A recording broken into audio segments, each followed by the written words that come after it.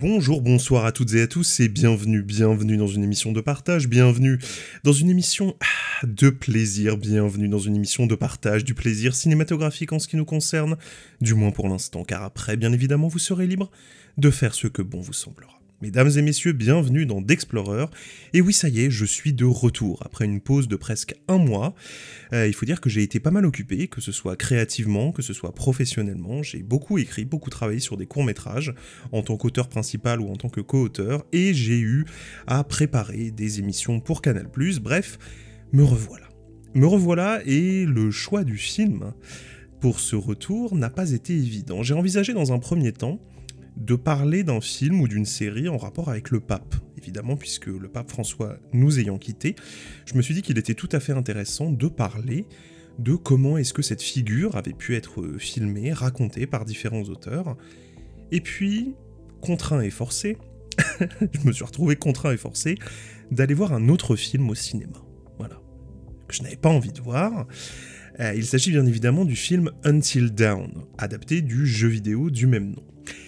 Je n'avais pas envie d'y aller, voilà. Je m'attendais à un film d'exploitation tout à fait basique, tout à fait quelconque et tout à fait oubliable, mais il se trouve que je suis en couple, et que ma moitié étant très fan du jeu vidéo Until Dawn, l'adaptation était un événement, hein, évidemment, et donc je n'ai pas vraiment eu le choix que d'aller en salle découvrir cette adaptation. Je vous le disais, j'avais pas envie d'y aller. J'avais pas envie d'y aller et je ne m'attendais à rien. Et il se trouve que non seulement, à ma grande surprise, j'ai plutôt passé un bon moment, mais qu'en plus ce film m'a fait penser. Voilà. J'ai encore une fois vraiment, la surprise est totale parce que quand je vous disais que je m'attendais à voir un film d'exploitation bas de gamme genre Annabelle 17, c'était vraiment ça, c'est-à-dire que j'avais des a priori tellement négatifs que j'étais à deux doigts de faire la gueule pendant les bandes annonces, tu vois, pour qu'on me prive en fait de mon temps libre que j'avais pour me consacrer à des choses qui évidemment de mon point de vue étaient beaucoup plus intéressantes, mais je l'ai fait par amour. Je l'ai fait par amour et j'ai eu raison. Parce qu'on passe d'une part un bon moment devant ce genre de film, c'est très très rare vraiment que le film d'exploitation horrifique, ce que j'entends par film d'exploitation horrifique, c'est-à-dire les films qui n'ont pas une visée artistique particulière, c'est-à-dire qu'il n'y a pas un auteur qui vient nous proposer une vision du cinéma d'horreur, de la figure du monstre, qui est particulièrement intéressante, innovante, personnelle. Non, on est vraiment sur un film qui est là pour engranger de la tunasse, qui est là pour... En plus c'est une adaptation d'un jeu vidéo extrêmement populaire, mais c'est vrai que parfois, malgré ce cynisme mercantile qu'il y a derrière ce type de projet, on peut tout de même passer un bon moment. Et ce fut mon cas. Ce fut mon cas, et en plus, je vous le disais, ça m'a donné l'occasion de penser l'état d'une partie du cinéma actuel, et de penser la question de la modernité dans le cinéma d'horreur. Alors le pape, il est bien gentil, mais je me suis dit qu'on allait être aussi dans l'air du temps, en privilégiant à la religion le jeu vidéo et son adaptation. Donc mesdames et messieurs, je ne sais pas ce que ça veut dire de notre époque ni de ma personnalité, mais c'est comme ça, vous n'avez pas le choix, vous êtes pris en otage avec l'écoute de cet épisode. Mesdames et messieurs, nous allons donc parler de Until Dawn, dont je définirai dans un premier temps mon expérience, enfin l'expérience que j'ai pu ressentir devant le film, comme étant une expérience extrêmement surprenante. Et moi j'aime beaucoup être surpris au cinéma. C'est d'ailleurs pour cette raison que je regarde tout un tas de types de films différents, et vraiment de tous les registres, de tous les pays, y compris les grosses merdes d'exploitation cynique proposées par Hollywood, parce que je me dis, il y a toujours quelque chose, il y a toujours un moment où le chemin n'est pas aussi balisé que ce à quoi on pouvait s'attendre. Et il faut dire que, au-delà du fait d'y être allé par amour, comme je vous le disais, le côté fan de ma moitié de ce jeu a fait que je me suis tapé des let's play dans le salon, contraint et forcé encore une fois, et que donc j'étais tout à fait, on va dire, interloqué sur la manière dont ce jeu, Until Dawn, allait pouvoir être adapté. Parce que Until Dawn, le jeu, que je vais dans un premier temps vous résumer, n'était pas, on va dire, le projet le plus évident à porter à l'écran.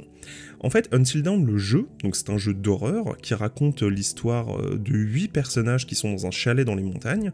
C'est un jeu d'horreur, c'est un survival horror, à choix multiples. Alors qu'est-ce qu'on appelle un jeu à choix multiples? C'est-à-dire qu'en fait c'est un jeu où vous prenez des décisions. C'est-à-dire par exemple, vous vous retrouvez dans un coin de mur, vous avez un ennemi qui arrive et vous avez deux options par exemple qui est vous cacher ou attaquer la personne.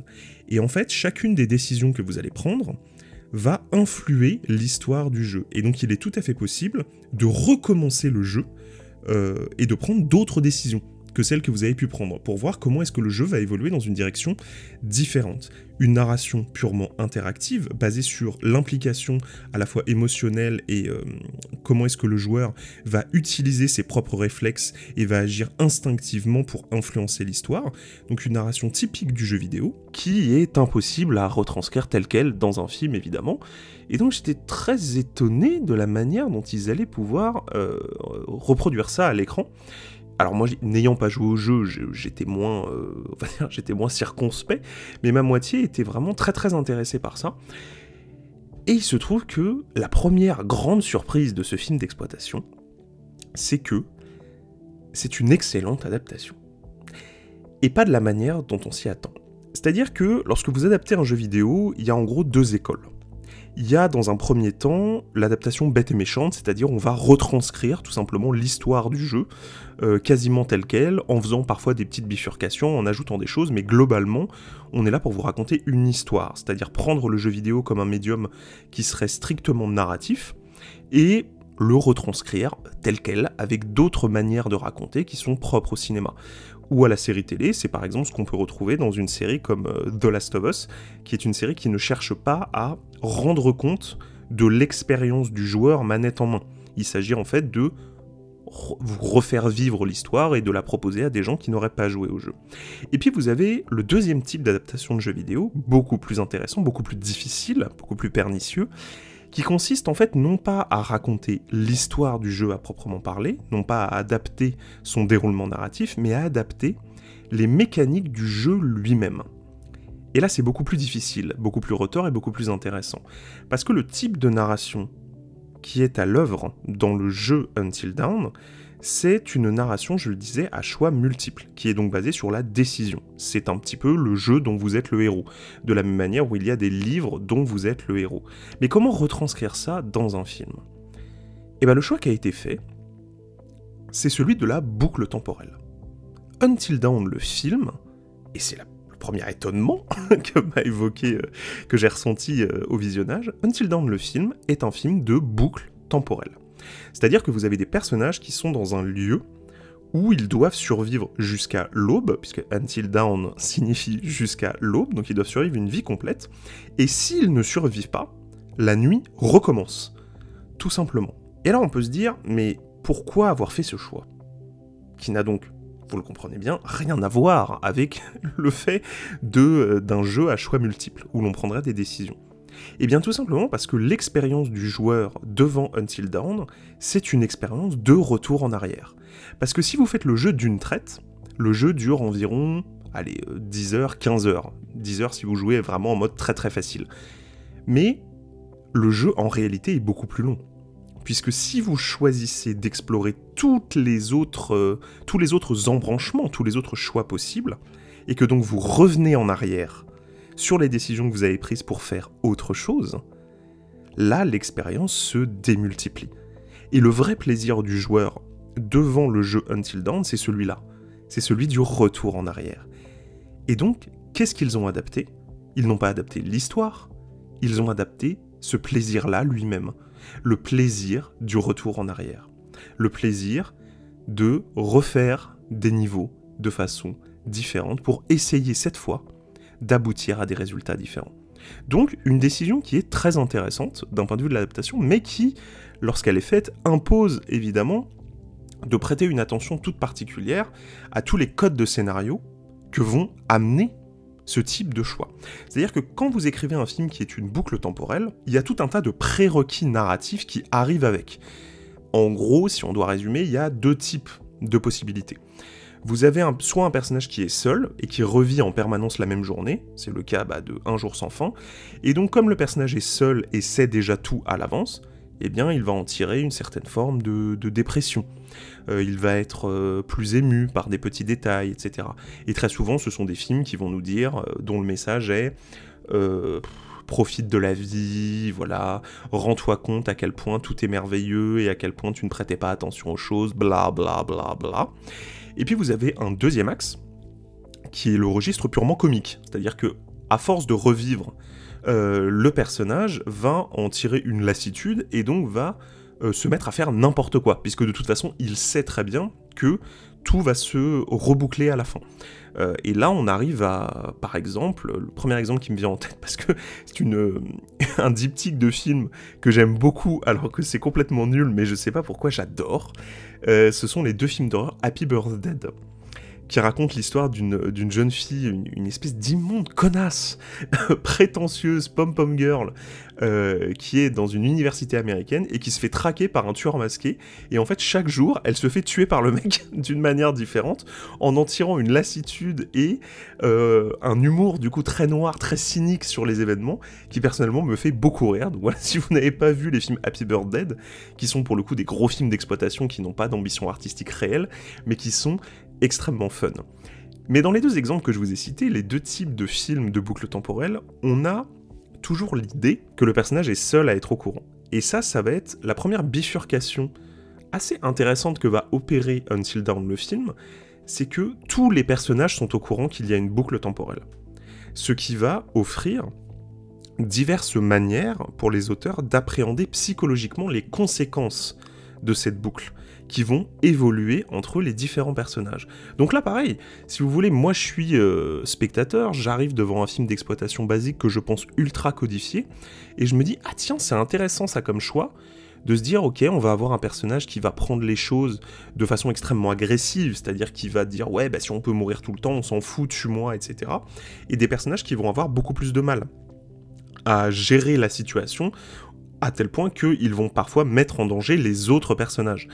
Et donc on se retrouve, si vous voulez, avec une exploration d'un thème que l'on connaît déjà, d'une manière plutôt intéressante. Et le film va pas s'arrêter là, puisqu'encore une fois, je suis surpris, c'est que non seulement les personnages vont réagir différemment à la boucle temporelle, mais on n'est pas simplement sur un film de boucle temporelle. Certes, la nuit recommence, puisque les personnages n'arrivent pas à survivre aux menaces qui viennent à leur rencontre, mais chaque nuit est différente. Et alors là, si vous voulez, je me dis, mais attends, en fait, c'est une manière assez ludique et assez géniale pour un auteur de recommencer le film comme une espèce de succession de courts-métrages, comme ça. On s'attendait à quelque chose, et le film va systématiquement casser nos attentes, et du coup nous mettre dans la même position que les personnages. C'est-à-dire que tu te dis que ça va recommencer de la même manière, ce que se disent les personnages à un moment, et il se passe totalement autre chose.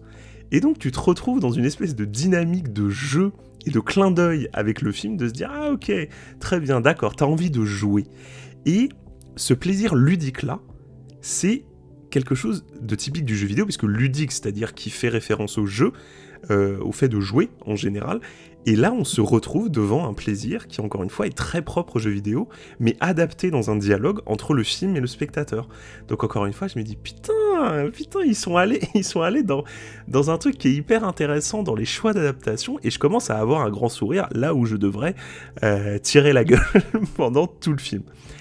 Mais là où mon sourire redouble et se transforme en rire de satisfaction, et c'est ce qui s'est passé, c'est que, donc je vous le disais, chaque menace est différente, donc on retrouve cet aspect ludique, mais non seulement chaque nuit, chaque menace est différente, mais alors là, ça va permettre aux auteurs d'explorer tout un tas de registres horrifiques différents à chaque nuit.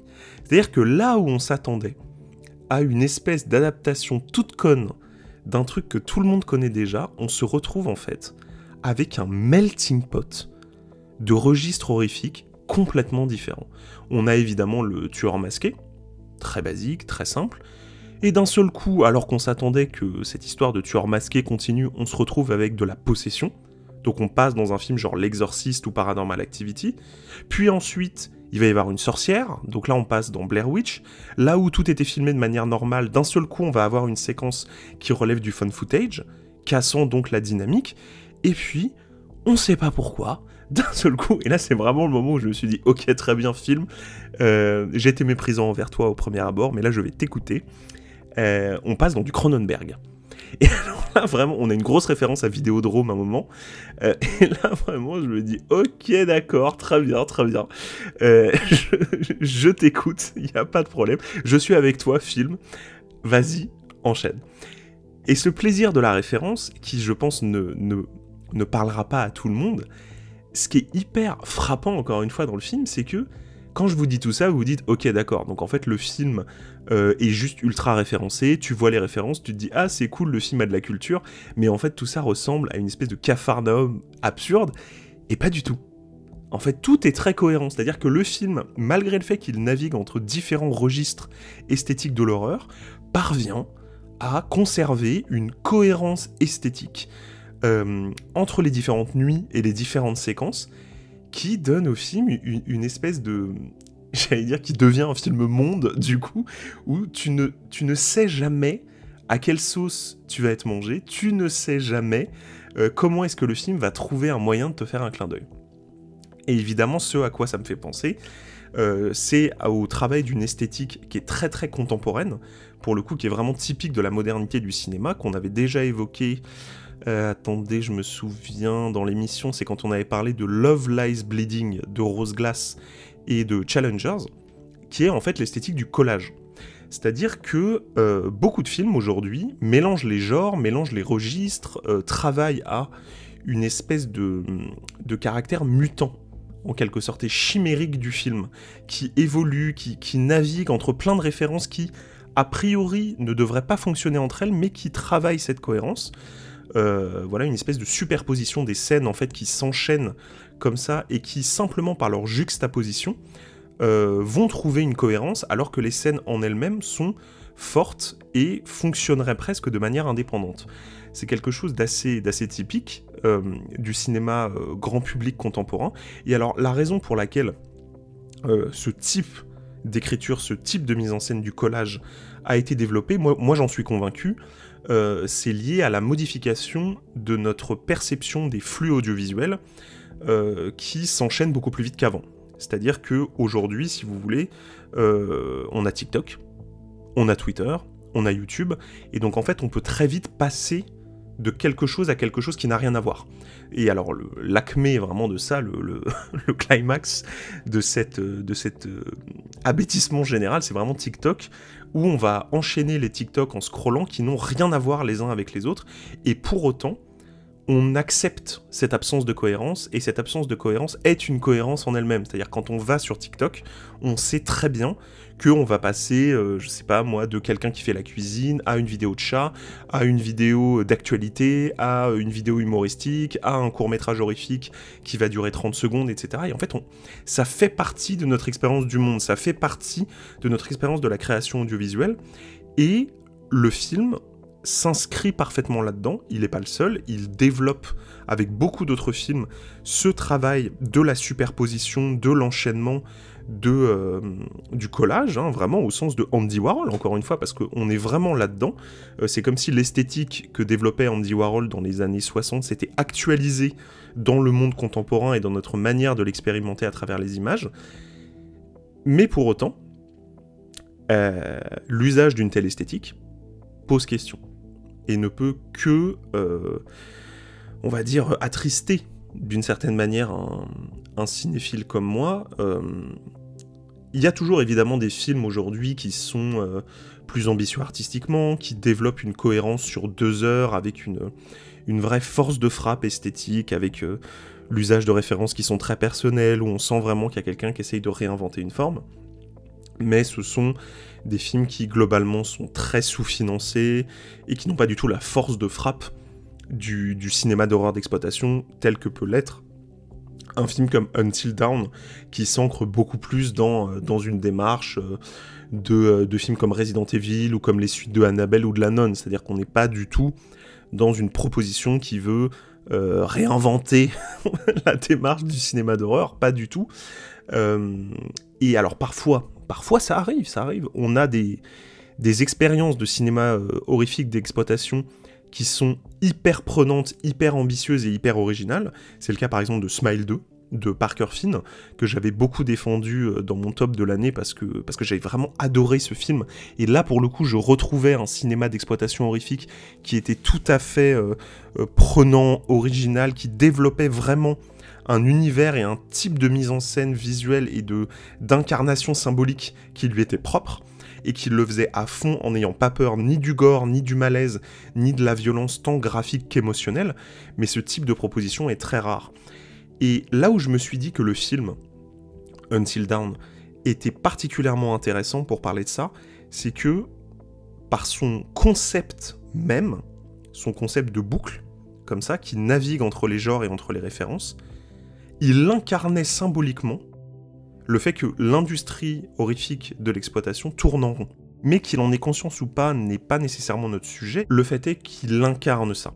Et là où cette esthétique était une proposition, diagnostiquer quelque chose du monde et de notre rapport aux images, c'est le cas dans Challengers par exemple, qui est vraiment pour moi un film qui est parfaitement ancré dans le rapport générationnel, notamment des jeunes envers les images, et la manière qu'ils ont de les consommer, ce qui explique d'ailleurs aussi son succès chez la jeunesse, à mon avis. Luca Guadagnino a vraiment pensé comment est-ce que le film allait pouvoir être découpé en séquences pour être balancé sur Twitter, sur TikTok, etc., pour entretenir un rapport typique des réseaux sociaux aux images qu'il était en train de fabriquer. Donc là, on est vraiment dans une démarche d'auteur, mais cette démarche d'auteur a été récupérée pour devenir un systématisme de l'industrie.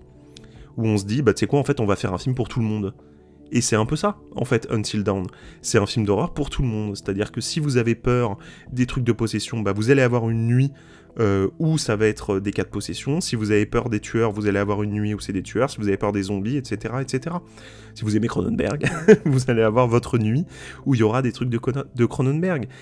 Et cette manière de n'exclure personne, cette manière de toujours vouloir rassembler, c'est vraiment triste parce que lorsque c'est mon cas, on défend l'idée que le cinéma, l'audiovisuel, l'art en général doit prendre des risques, parce que faire avancer un art, c'est prendre des risques, et que une œuvre, lorsqu'elle est vraiment originale, lorsqu'elle propose quelque chose, elle ne peut que diviser. C'est-à-dire que j'ai presque envie de dire que l'art en général est parfaitement excluant. Il est nécessairement excluant. C'est très très rare, si vous voulez, que une œuvre d'art soit acceptée par l'ensemble de ses spectateurs. Et lorsque c'est le cas, c'est qu'elle ne va pas assez loin.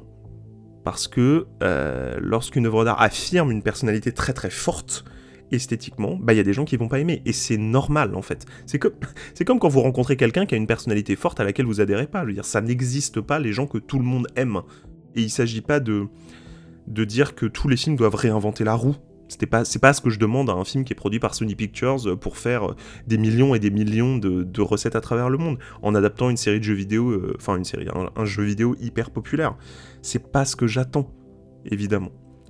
Mais bon, ce serait bien que le cinéma d'horreur commence à se poser des questions, en fait. Et que le cinéma en général, d'ailleurs, d'exploitation et de blockbuster, commence à considérer que faudrait peut-être parler du monde qui nous entoure, quoi.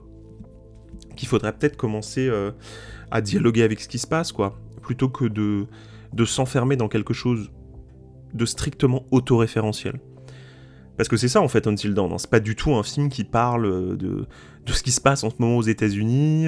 C'est pas du tout un film qui parle de ce qui se passe en Ukraine. C'est pas un film qui parle de ce qui se passe à Gaza. Même de manière très détournée. Hein. Je veux dire, par exemple, Massacre à la tronçonneuse est un film sur la guerre du Vietnam. Je vous l'apprends, si vous ne le saviez pas, de façon très éloignée. En fait, c'est pas vraiment un film sur la guerre du Vietnam à proprement parler, mais c'est un film sur comment est-ce que les images de la guerre du Vietnam, parce qu'elles ont été filmées et diffusées massivement, ont introduit un regard public et général sur l'horreur, en fait, qui était systématiquement cachée auparavant. Et le film parle de ça, en fait, dans sa mise en scène.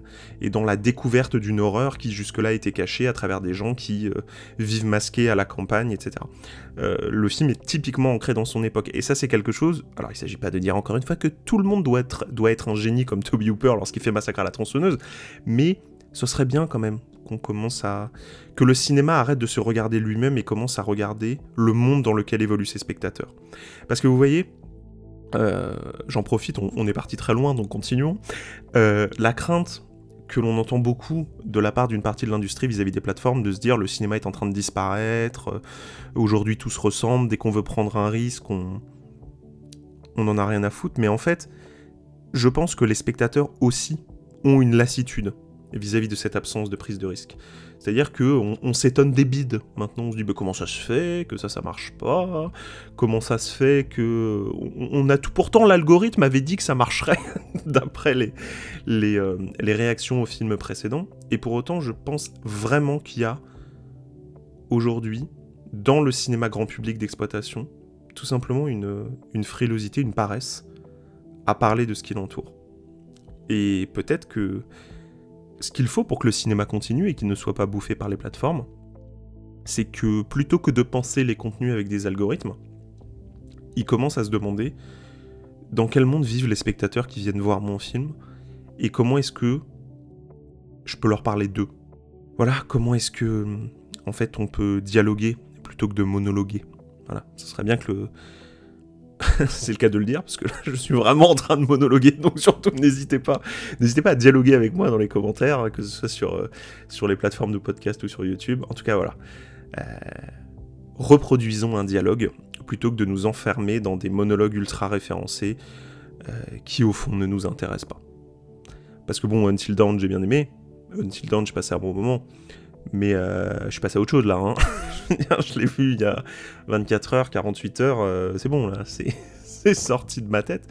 Et pour autant, le fait qu'il soit absent, qu'il ne m'ait laissé pas vraiment de souvenirs très forts, sinon la surprise, je vous le disais, c'est aussi un symptôme. Et ce serait bien que, plutôt que tous les films ne soient que des extraits à poster sur TikTok, ce serait bien qu'ils nous accompagnent.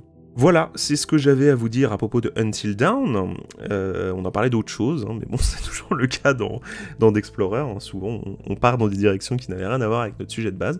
J'espère que ça vous a plu, j'espère que ça vous a intéressé. Je vous dis à très vite. Hein, on va se revoir, là, ça y est, j'ai un peu de temps, je suis mieux organisé. Donc, je vais pouvoir continuer à parler de cinéma avec vous. Mais ne me laissez pas monologuer, hein, surtout n'hésitez pas à dialoguer avec moi et à dire ce que vous en avez pensé, ce que vous ressentez par rapport à tout ça. En tout cas, je vous dis à très vite. Salut tout le monde.